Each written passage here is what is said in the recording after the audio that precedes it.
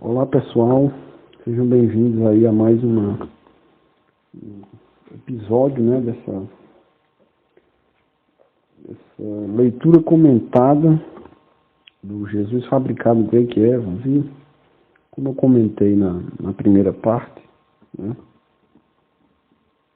a gente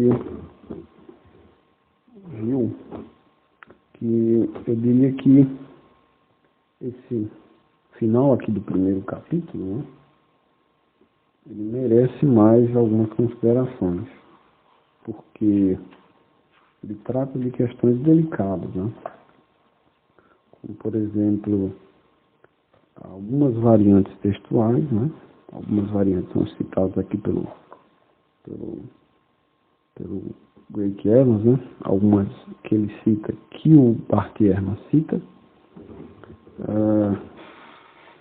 e um suposto erro de Jesus, que na verdade não tem nada a ver com variante textual, né? Mas enfim, no final das contas acaba sendo um ponto potencialmente problemático, né? Mas que não tem nada a ver com variante textual em si, né? Então, a gente vai voltar para esses pontos e vou fazer ainda alguns comentários que eu creio que seriam relevantes da gente ter em mente, discutindo, como vocês estão vendo aí no título, né? A questão da inerrância bíblica, né? Se é possível assim descartar a inerrância bíblica como uma facilidade assim, um pouco considerável, né? E também, gente, esse suposto erro de Jesus, né? Em Marcos 2, aí, em nome do sacerdote, talvez até outros pontos, né? Como, por exemplo, que ele, além de dizer que, na verdade, Davi entrou no templo, mas o texto lá de 1 Samuel 21 não teria dito, não diz isso, diz que o sacerdote é quem sai e fala com Davi, né? No caso do sacerdote Aimeleque ainda, e tal, e Abiatar, que tal, que ele nunca chegou a ser, de fato, sumo sacerdote, porque ele teria sido expulso lá em Reis, em Primeira Reis, né? Mas enfim, a gente vai chegar lá e discutir esse ponto, né? Então, voltando a essas questões, né, justamente a gente vai voltar a comentar esses pontos aqui levantados do último cético, né, dessa chamada nova escola que o Greg Evans ele coloca, né, que é o Bart Ehrman, naquele livro dele, lá citando, fazendo citações daquele livro dele, que é, aqui no Brasil tem o nome de O que Jesus Disse e o que Jesus Não Disse, né, já publicado há um bom tempo aí no Brasil, aqui no Brasil, e lá tem o nome Misquoting Jesus, né, que uma tradução aí seria errando, misquoting, né, Jesus errando Jesus, uma coisa assim, né? Errando, né? Misquote é um erro e ing no final o verbo gerúndio levado em ação, né? Denotando a ação, misquoting Jesus, né? Agora, vamos voltar aqui ao ponto que é discutido pelo Greg Evans quando ele diz que a mensagem central do cristianismo não é a inerrância bíblica, né?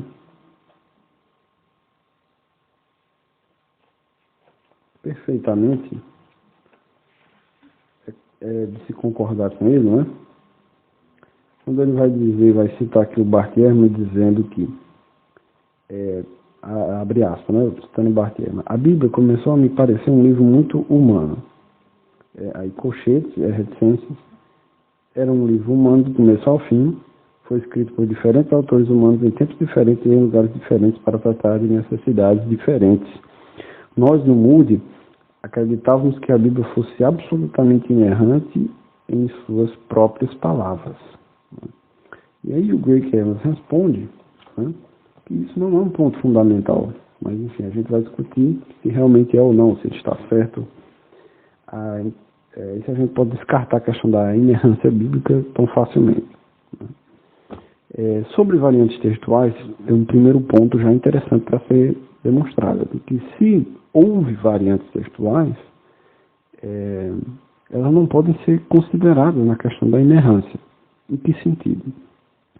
Uma vez que a doutrina da inerrância ela trate do texto bíblico, né, que ele não erra naquilo que ele afirma, variantes textuais que potencialmente não faziam parte desse texto são completamente irrelevantes, no sentido de que o conteúdo de afirmação delas, então a veracidade desse conteúdo pouco importa para a inerrância bíblica. Então, em que sentido? Nós estamos discutindo a inerrância do texto bíblico e você me traz uma variante textual desse texto bíblico, uma inserção e tal. Eu digo, simplesmente eu não preciso considerar isso na minha análise da inerrância bíblica, porque isso não faz parte da Bíblia, isso não fez parte do original bíblico. Então, nesse sentido, interpretando a inerrância bíblica como sendo a verdade das afirmações bíblicas, né, e não da composição bíblica ou exatamente da estrutura bíblica e tudo mais, mas sim meramente do conteúdo, né, das afirmações. Essas questões de variante textual, né, essas questões de crítica textual, de inserção, de interpolação, elas são predominantemente irrelevantes. Então a gente não precisaria se preocupar com inerrância bíblica nesse ponto. Porém, o Greg Evans, na verdade, vai mais a fundo. Né? Ele não só, vamos dizer assim, compreende a questão de interpolações, como ele acredita que certas partes dos evangelhos, por exemplo, do Novo Testamento, não são, digamos assim, tão, literais quanto se crê. Mas, enfim, isso aí é outro ponto que a gente vai chegar lá na frente, discutindo outros versículos e tal. Então, provavelmente, alguns de vocês já devem ter em mente, né? Mas, enfim. Prosseguindo aqui, o segundo ponto interessante para se levantar entre inerrância bíblica, né? Primeiro é de que inerrância bíblica é a relação entre o texto bíblico, o conteúdo dele e a composição do texto, né? E tal. O segundo ponto que eu gostaria de levantar sobre essa questão da inerrância bíblica é de que existe o aspecto humano, né, na palavra divina. Né? Como eu citei no outro vídeo, né, mas enfim, detalhando mais agora, eu gosto da expressão que o teólogo Leandro Quadros, né, famoso por responder perguntas sobre a Bíblia, né, e perguntas teológicas no programa Na Mira da Verdade, da rede adventista de televisão Novo Tempo, ele diz assim que a Bíblia é a perfeita palavra de Deus expressa na imperfeita linguagem humana. Que sentido de que, olha, erros são possíveis e até mesmo esperados, porque existe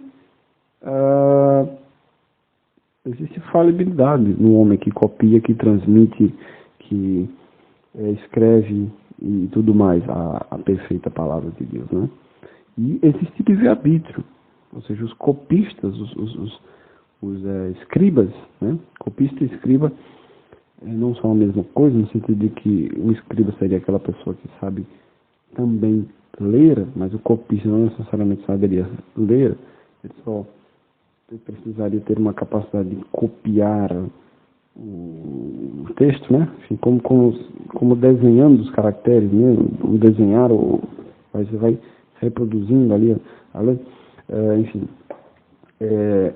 ele tem livre-arbítrio, né? Da própria Bíblia, que ele está copiando, ele tem livre-arbítrio, ele tem, dentre as alternativas de ações, ele pode inserir, ou pode retirar, ou pode escrever diferente, né? Você vê aí que boa parte das variantes textuais, né, dizem os especialistas, são na ordem das palavras. Né? Então, você tem uma variante textual que disse Jesus, e num outro manuscrito você tem Jesus disse, isso aqui é considerado uma variante textual. Né? Porque está igual? Não está, então variou. é considerada uma variante textual, mas é uma variante textual que não tem uma relevância muito grande, né? Então, é nesse sentido. Então, a gente se deparar e constatar esse tipo de problema na Bíblia, não era para ser tão surpreendente, não era para ser tão escandaloso quanto alguns querem que seja, né? Você encontrar falhas humanas na palavra perfeita de Deus. Então, não haveria essa necessidade de uma inflação da importância desse aspecto, né? Então, esse é o segundo ponto sobre inerrância que eu gostaria de falar, né? Então, em que sentido que a gente então vai meramente atribuir, não é isso que eu estou dizendo, que a gente vai meramente atribuir que quando a Escritura estiver aparentemente errada sobre algum ponto, a gente vai atribuir, não, isso aqui foi algum copista, algum manuscrito. Não é esse tipo de arbitrariedade que eu estou dizendo. Mas eu estou dizendo que quando a gente identifica, por exemplo, aqui tem uma falha humana. Ok. Justamente, você está atribuindo que tem uma falha, né? A pessoa diria assim, que tem uma falha. Mas quando você viu para que tem uma falha humana. Então você está atribuindo mais devidamente ao sujeito correto, né? Mas enfim, analisando casos real é que fica mais compreensível de compreender o que eu estou querendo defender, porque eu não estou meramente querendo ser arbitrário, porque você poderia responder, né? Algum cético aí que nos acompanha, né? Ele poderia nos responder assim, bom, mas e aí, então sempre quando se encontrar uma falha, se encontrar o erro, você facilmente atribui ao homem. E nunca vai ser atribuído a Deus. Isso não é uma arbitrariedade, você não sempre está deslocando a palavra de Deus, porque você diz, bom, por definição, isso aqui já é a palavra de Deus, mas você já está pressupondo que isso aqui é a palavra de Deus. E aí, qualquer falha você vai atribuindo arbitrariamente ao homem. Não, a gente vai levantar, na medida do possível, evidências de que foi uma falha humana. Mas quando existe uma falha que, digamos assim, ou quando vier a existir uma falha que não, digamos assim, podemos atribuir facilmente a falhas humanas, então a gente vai ter que refletir, né, mais profundamente, ao menos, no mínimo, sobre o que significa crer que a Bíblia é inspirada por Deus. Né?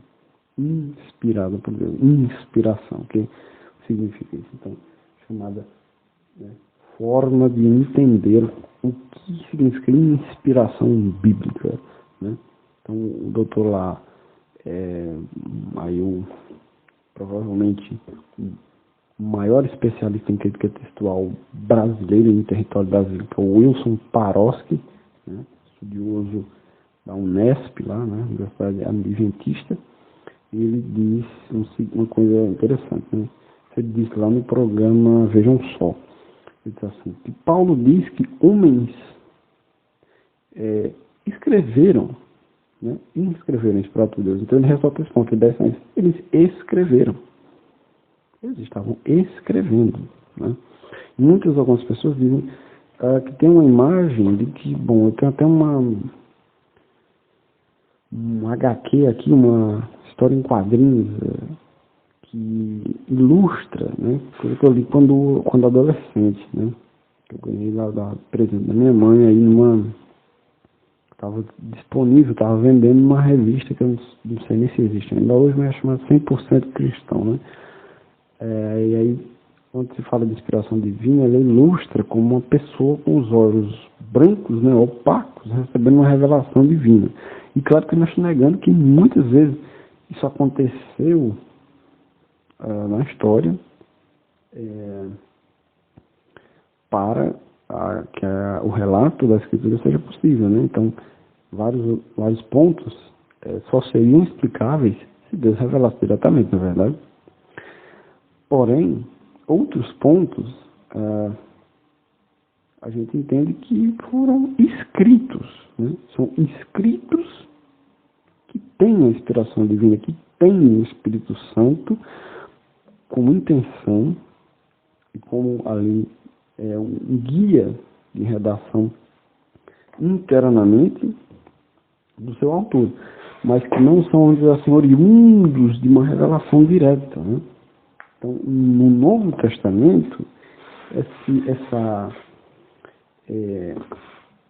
esse ponto de revelação, ele parece um pouco mais ausente, né? Embora no sentido de que Paulo muitas vezes diz, porque o meu evangelho eu não recebi de homens, mas eu recebi de Deus, e Paulo fala de revelação e tudo mais, mas aí é uma questão mais profunda de conhecimento nas epístolas paulinas, né, e tudo mais, que eu careço. Então eu não vou me arriscar a fazer mais afirmações a respeito, porque eu estou estudando mais profundamente as cartas de Paulo, né?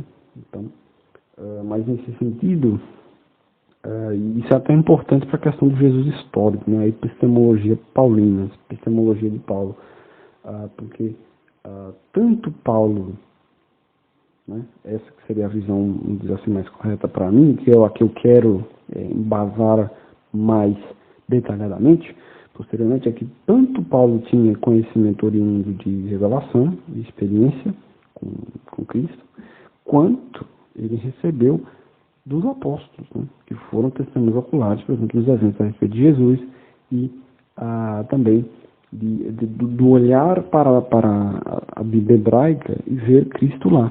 E, ir trabalhando a ideia, trabalhando a profecia, né, trabalhando o messianismo na pessoa de Cristo, né, tal como enfatizado no Novo Testamento, né? Então, o Novo Testamento cita inúmeras vezes, e Jesus cita e tudo mais, nos Evangelhos e tudo mais, o Antigo Testamento, né? A doutrina de Jesus é amplamente enraizada no Antigo Testamento, né? O mandamento amarás o teu próximo como a ti mesmo já estava lá em Levítico, né? Levítico 18 ou 19, se não me engano, sabe? Nesses termos mesmo, né? Embora talvez não fosse compreendido da maneira que Jesus queria que fosse compreendido na sua época, não era a mesma compreensão lá dos tempos nômades no deserto com Moisés ali, retirantes do Egito, mas estava lá aquele mandamento, entre outros pontos aí. Mas enfim, aí voltando à questão do Novo Testamento de Paulo, né? Então, em que sentido que, vamos dizer assim, os autores do Novo Testamento, quando eles estavam escrevendo, eles estavam pensando que estavam escrevendo palavra de Deus, né? Eu até vi também, ou cheguei a ouvir o Augusto de Nicodemos falar sobre, quando ele fala que Pedro estava lendo Paulo e tendo dificuldade. Eu não vou saber dizer exatamente a referência aqui, eu gostaria, mas me foge a memória agora, realmente, mas enfim. E também um trecho lá que até está no centro de debates de sensacionalismo e continuismo, onde Paulo dizendo que vai ter uma coisa que será terminada, e ali está se referindo ao Novo Testamento também. Então, eles tinham uma consciência de que estavam escrevendo a palavra de Deus. Mas, por um outro lado, muitos deles eu percebo, né, pelo menos a prima facie, né, aparentemente, com as informações que eu tenho agora, de que eles não estavam tão cientes de que estavam assim, escrevendo palavra de Deus, que estavam ali, como que eu poderia dizer, que estavam ali imergidos numa experiência, né, de possessão do Espírito Santo escrevendo aquilo ali, né? Uma coisa a lá Chico Xavier, uma coisa assim, mas eles estavam escrevendo, mas o Espírito Santo estava ministrando no coração dele. Beleza. Mas em que sentido? Você percebe que a carta, pequena carta, tem uma carta, terceira João, né? Que é uma carta bem curtinha, que você vê, bom, né? Não tem quase nada de conteúdo, né? Está na nossa Bíblia, está no cânon, né? Então, em que sentido isso daqui tem um valor teológico tão grande, né? Por mais claro também deixa aqui, pontue aqui minha ignorância a respeito das cartas de João, né? Bom, mas enfim, por exemplo, o descompromisso ou desinteresse dos escritores do Novo Testamento de manterem os seus originais. Que sentido? Esses dias eu estava pensando nesse sentido. Seria mais fácil, teoricamente, né? Porque também tem um problema de que seria melhor ou pior que o original ainda existisse no Testamento. Porque se alguém adulterasse o original, né? E aí, que sentido que esse original poderia ser estabelecido? Isso seria benéfico para a crítica textual do Novo Testamento. Então, a pessoa vai lá e altera o original, e eu digo, não, porque esse aqui é o mais antigo, é o original e tudo mais, né? Esse aqui foi guardado pela igreja, foi guardado por Paulo lá numa sala ou em algum lugar, e esse aqui é o manuscrito original. A gente então consegue estabelecer melhor, mas se vai alguém lá e faz uma interpolação, relativamente seria até mais problemático do que ter só cópias, né? No sentido de que ter só cópias, então seria mais simples, porque você compara cópias e cópias, né? Então, outras cópias, né, acusam variantes entre elas, mas se a gente tivesse apenas um texto e cópias, houvesse uma mudança no original, aí seria relativamente mais problemático, né, trabalhar. Então, mas em que sentido? Eu pensei o seguinte, de que se as pessoas estavam tão cientes que estavam escrevendo palavra de Deus, elas pensariam, bom, vou guardar este original, né? Mas elas se comprometerem em guardar o original? Não, nós não temos os originais. Nós temos cópias e cópias e cópias e cópias, né? Do Novo Testamento, que viraram o Novo Testamento, eram textos avulsos, né? Eram escritos, documentos avulsos, que viraram o Novo Testamento, fechou-se o cânon no quarto século. Ok. Um cânon ali, que era para ser comum entre todas as comunidades de cristãos, né? Então, essa ausência dos originais, ela pontuaria que as pessoas não estavam tão cientes de estarem escrevendo palavra de Deus. Mas o Craig até, William Lane Craig, ele até interagiu, né? Acho que o ano passado, na questão da semana, né? Sobre isso, e que, claro, eles não precisavam estar cientes para saberem que estavam sendo inspirados por Deus, né? Essa premissa é falsa, óbvio. Eu acredito que eles estavam sendo inspirados por Deus, mas eles não estavam, muitos deles, cientes disso, certo? Eles estavam escrevendo cartas locais, então era uma carta para a igreja tal, e não para a igreja tal, e para a igreja tal, e tal, e tal. Então, nesse sentido, né? Bom, então acho que eu já até me alonguei um pouco nesse aspecto, né? E estava discutindo sobre como a gente então, teoricamente, mudaria ou melhoraria e não simplesmente adaptaria a nossa maneira de entender, de compreender o que é inspiração divina. Mas enfim, vamos aí, né? Já estou aqui, acho que 24 minutos, não vou querer falar tanto quanto o vídeo passado, que foi beirou aí as 2 horas, né? Enfim, vamos lá.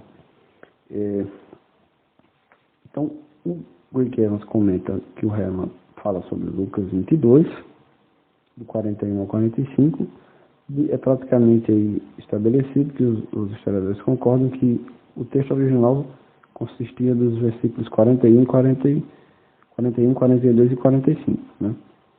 E aí eu estou dizendo somente esse, entendeu? Não do 41 ao 45.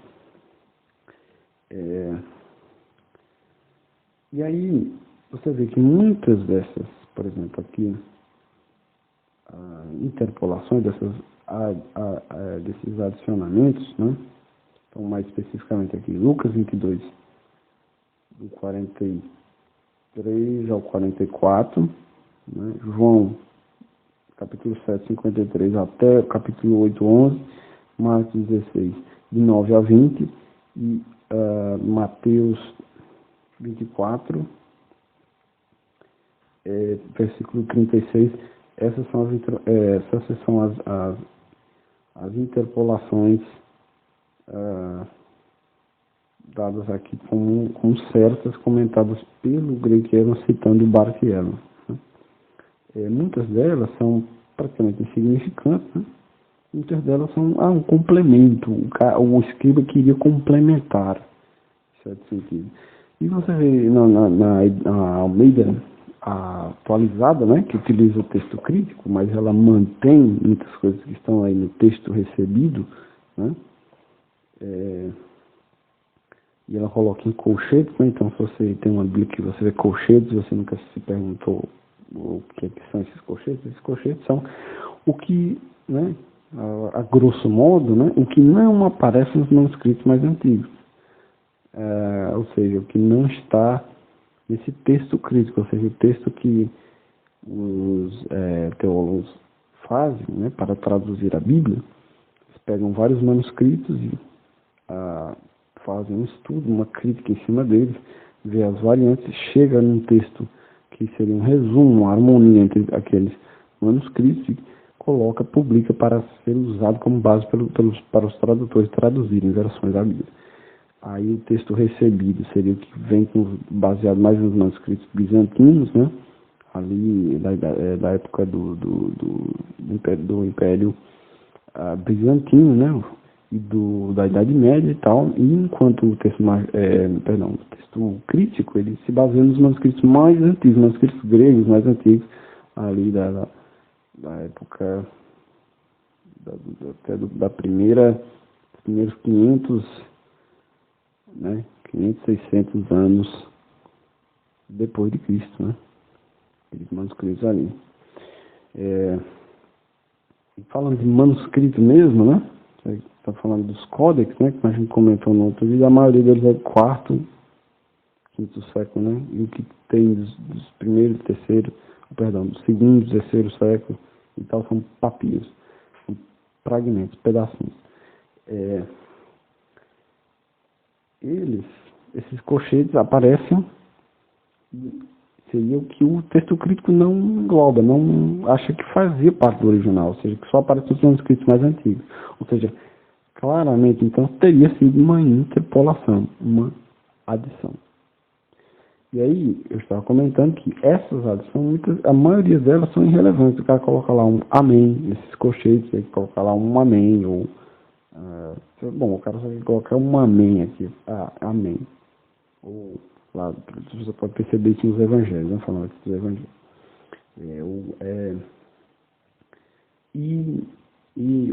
Assim, pontos complementares, né?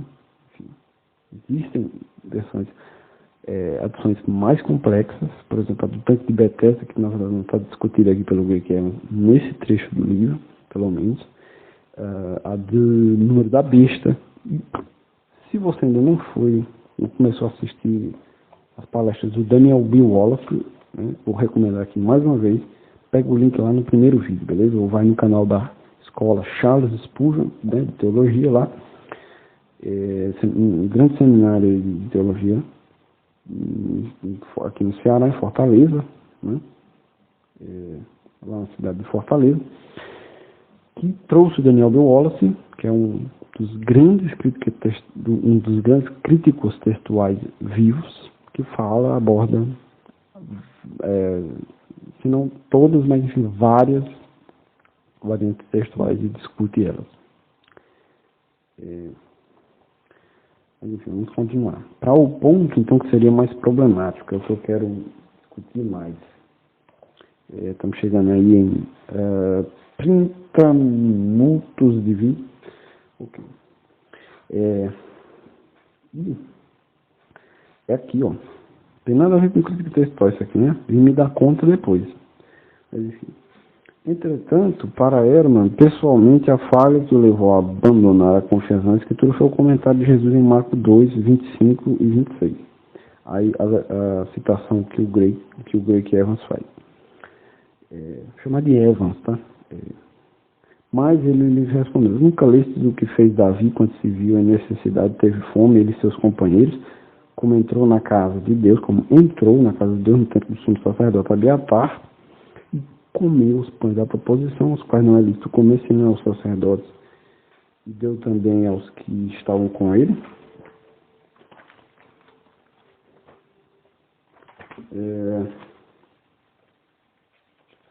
E aí,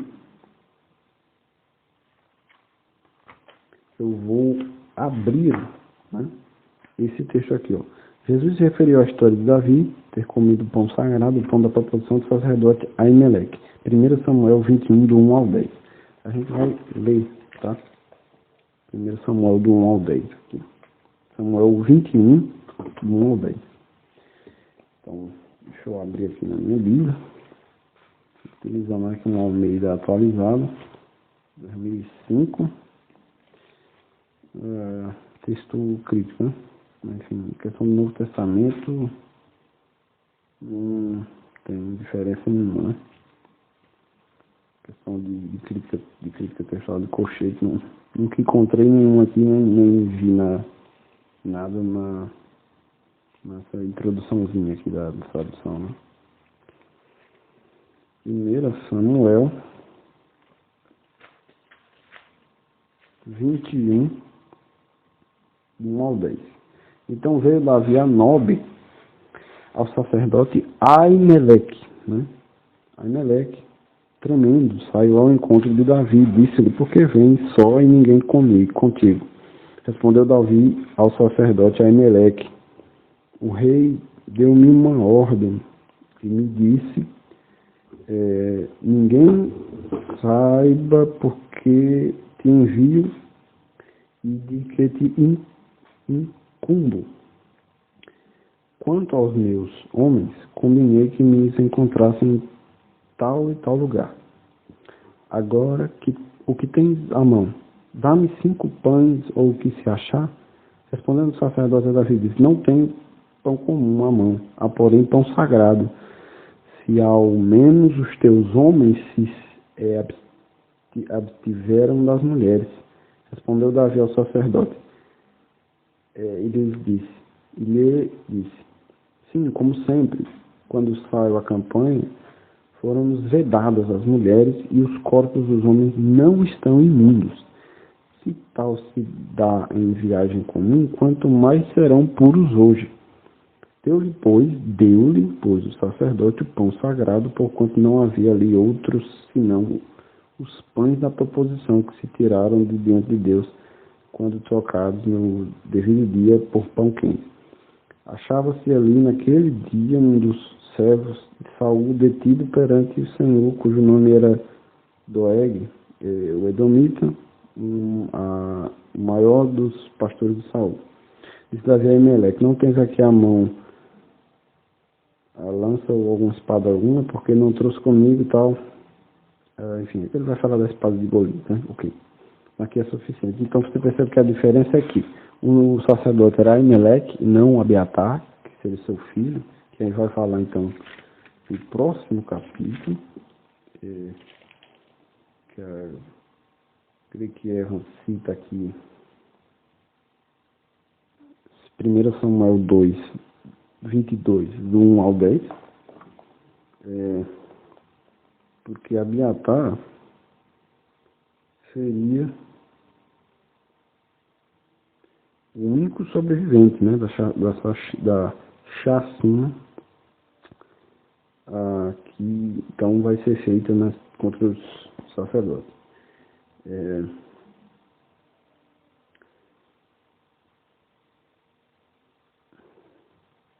Bom,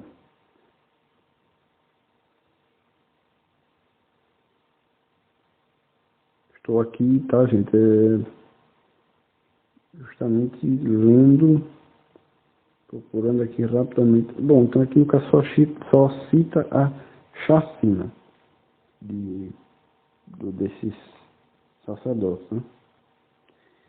Não consigo encontrar aqui o nome de Abiatar citado aqui, mas enfim, eu li sobre Abiatar, me lembro bem, em Reis. Certo?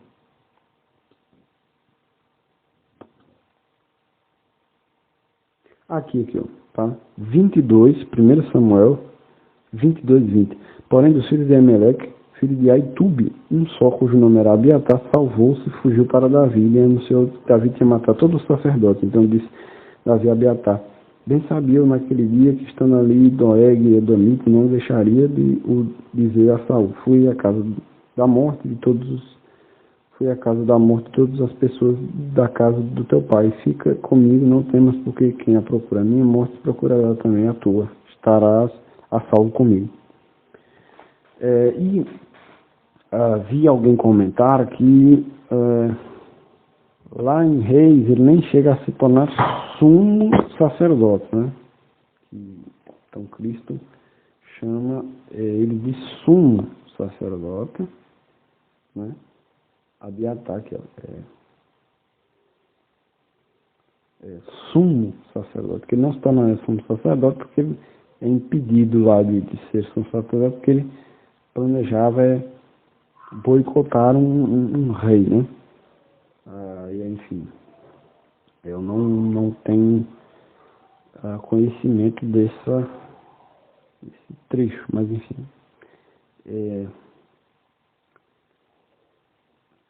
lá de Reis. Mas, independente, a gente só estaria então aumentando a lista de erros, né, entre aspas, que estariam presentes nessa citação de Jesus. Mas aí é que a resposta que o próprio Greg Evans dá, ela é plausível, né? Que é o quê? Isso pode ter sido um erro feito ou por Marcos ou por alguém que transmitiu a história, né? No caso, ou por Pedro, né? Ou por também outra fonte de Marcos, né? Nós estamos falando, por exemplo, lá da hipótese Q, né? da fonte Q, quando se tem o problema dos sinóticos, né? Nós estamos tratando do problema dos sinóticos. Aí, para explicar o problema dos sinóticos, existe essa hipótese da fonte Q. Seria parcialmente oral e parcialmente escrita, que circulava ali nos anos 30 mesmo, né? Nos anos 30, ou seja, alguns anos depois dos eventos narrados nos evangelhos, né, de morte e ressurreição de Cristo. Então,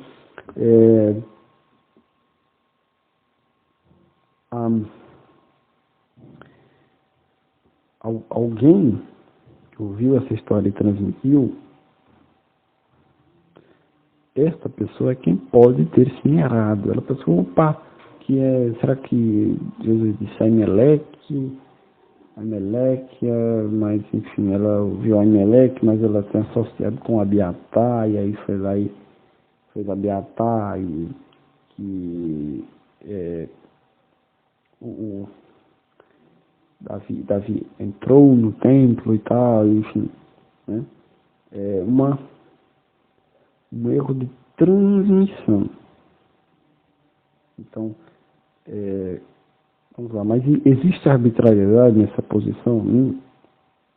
Nessa posição do Greg Evans também, obviamente, com certeza, nessa posição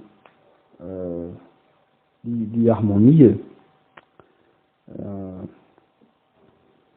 Bom, primeiro que a gente tem que discutir evidências, né? Então, uma fonte, dada a fonte Q, né, para explicar o problema dos sinóticos, uma questão de se tenha uma fonte comum, mas também existe material exclusivo entre cada evangelho, eles então deveriam ter outra fonte.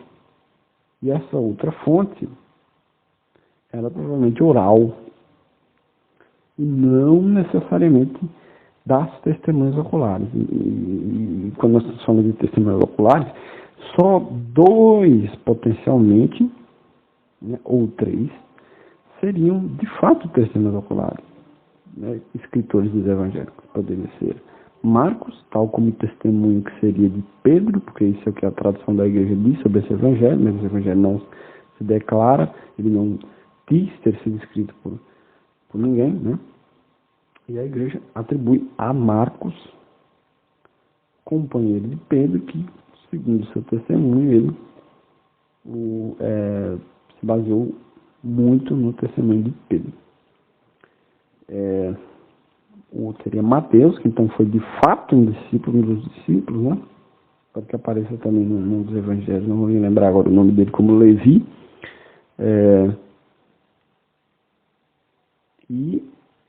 João, interpretando João como sendo João discípulo, né?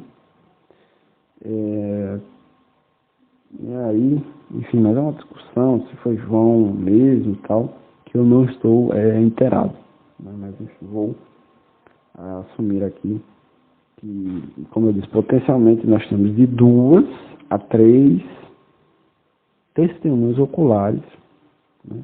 E Lucas nem afirma ser testemunho ocular, ele diz que realmente fez uma pesquisa lá no começo do evangelho dele, né? Uma pesquisa criteriosa e tal, como historiador. Provas incontestáveis, a expressão que ele usa, né? Também em Atos, né? Em Atos dos Apóstolos, enfim. Então,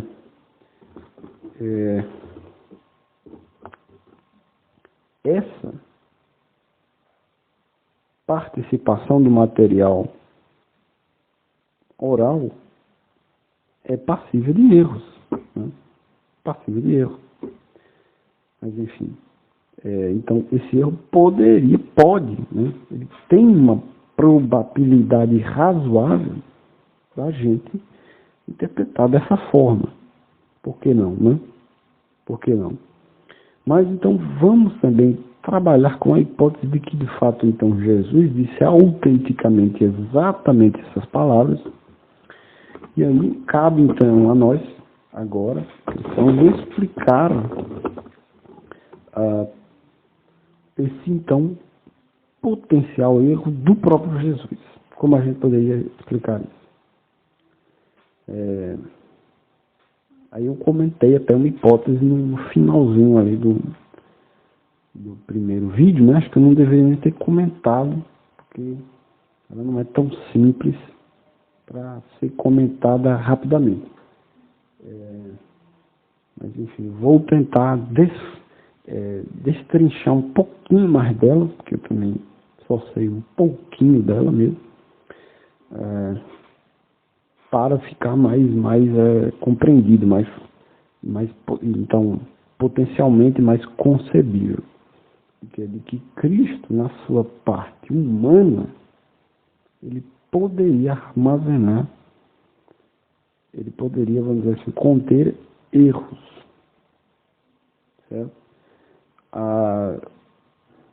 E assim, a palavra erro é imprecisa no sentido de que se Jesus utilizasse a astronomia da época, que não estaria ao menos 100% correta, ou a a geologia da época, ou enfim, outras interpretações que hoje em dia a gente considera como essencialmente equivocadas, apenas para fazer uma analogia que fosse compreensível, né, ao povo, que não necessariamente correspondesse com a realidade, porque não adiantava ele querer corrigir o povo ali por uma coisa que não tinha necessariamente nada a ver com aquilo que realmente queria falar, por mera curiosidade, né? Então, um exemplo que eu poderia pensar seria que a semente que é a menor das sementes. E aí também até o próprio Bart Ehrman, né, comenta isso. Não, porque existem outras sementes em outros lugares, então Jesus também errou isso daqui e tal. Existem outras sementes menores ainda que o grão de mostarda, né? Então, olha aí, Jesus que era Deus, nem conhecia a sua própria criação. Opa, esqueci daquela outra semente que é menor ainda do que a de mostarda. Mas, ok. Por que Jesus não poderia conhecer essa semente? Obviamente ele poderia, mas que adiantava ele citar outra semente menor se o povo não conhecia? Então ele vai falar de uma semente pequena. Bom, tem várias sementes disponíveis pequenas, mas tem a menor. Tem a menor, eu sei que tem a menor que esse povo aqui conhece, que seria a semente de mostarda. Mas eu sei que tem outras menores. Aí ele faria uma ressalva lá na hora do discurso. Ele diria, veja, porque se a sua fé for do tamanho de um grão de mostarda, que é a menor semente, porém, né, abra uma nota aqui, existe lá, que vocês vão ficar sabendo depois, ou talvez nunca, tá, gente, que existe outras sementes menorzinhas aí pelo mundo, mas, enfim, só matéria de curiosidade, tá, gente? Não tem nada a ver com o que eu estava falando, não. Mas, enfim, voltando aqui. O grande moça fica meio, né? Fica meio fora realmente do pretendido. Então, não faz sentido, né? E aí, nesse sentido, o conhecimento é equivocado, entre aspas, o conhecimento é limitado, o conhecimento, aquela substância que não está 100% equivocada, mas que tem um valor verdadeiro, tem algum valor verdadeiro, tem alguma porcentagem de verdade. Ela, trabalhada com as premissas da época, ela poderia ser utilizada como ponte analógica, né? Porque até ele está usando como ponte analógica, né? Como para fazer analogia, esse ponto do sacerdote Abiatar. Está dizendo, nunca lestes, nunca lestes, né? Então ele está querendo levantar uma outra analogia também, né? E aí,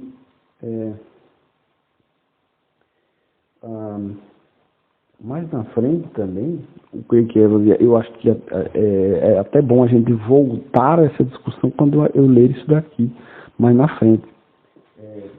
Que no próximo capítulo, gente, o Greg Evans discute as teses dos acadêmicos que dizem que Jesus provavelmente era iletrado, né? Jesus provavelmente era iletrado, era analfabeto, não sabia ler e nem escrever, como a maioria daquela época, embora também algumas pessoas citem que entre os judeus esse índice não pode ser tão pequeno, porque tem a tradição da Torá e tal. Mas isso eu vou discutir lá para frente, a gente vai voltar nesse ponto novamente. Mas, enfim, considerando a hipótese de que Jesus seria iletrado, no sentido de que, bom, e seria incompatível com ser filho de Deus e ser iletrado,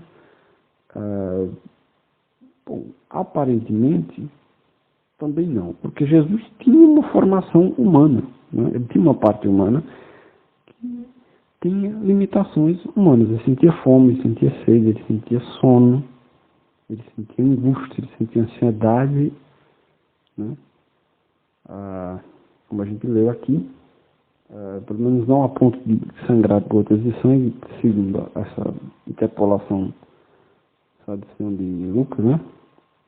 Mas ele se sentiu ansioso, né? Acho que é até interessante A gente lê. Lucas 22, 41 ao 45. Vou ler aqui, tá? Lucas 22.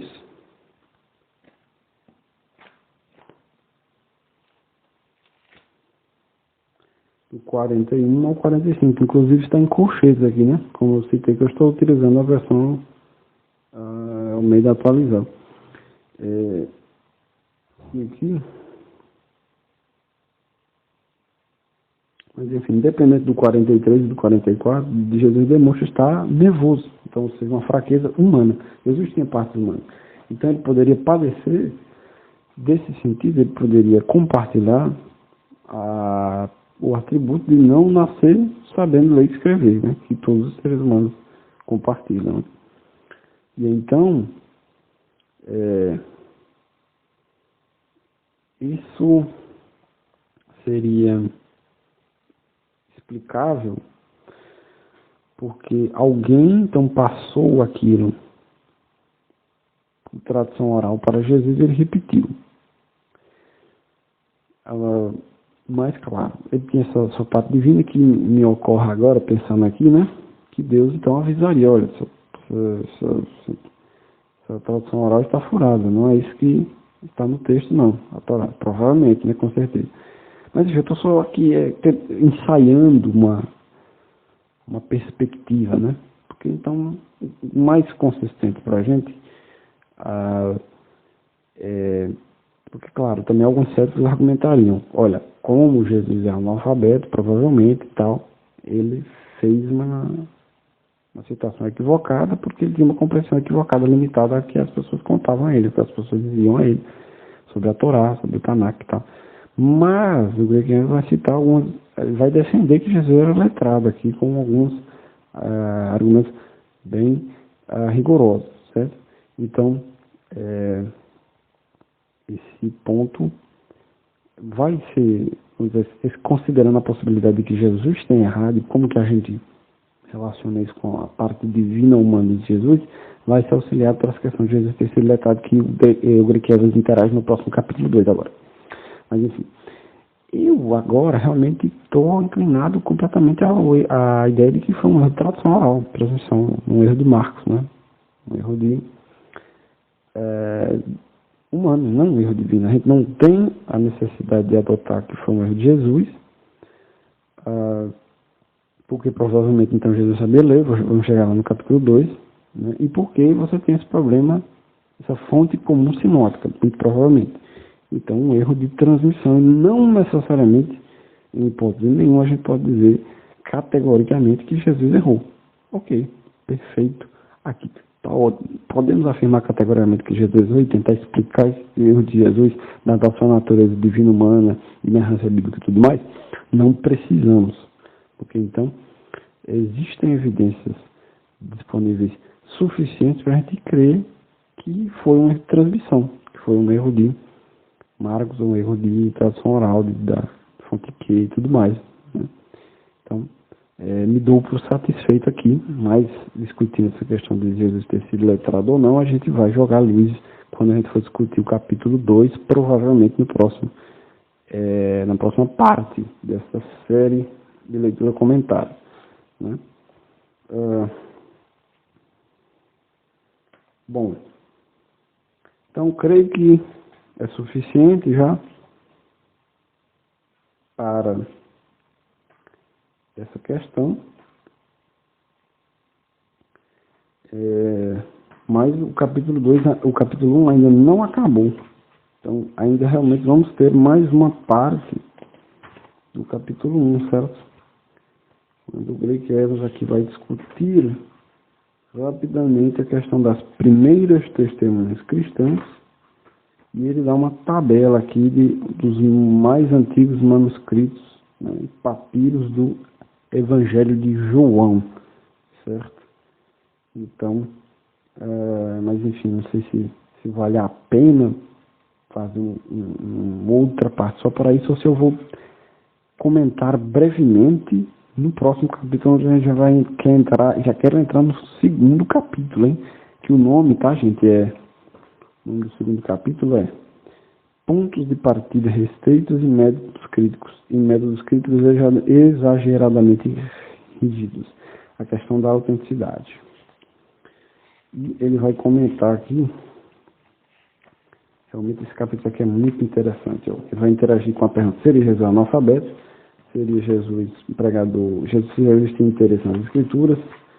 Se Jesus tem interesse em escatologia? E se Jesus, muito importante isso aqui, né? Como é importante, se ele entendia ele mesmo como sendo o Messias de Israel. Então, aguardem aí, porque vem realmente muita coisa boa aí, certo?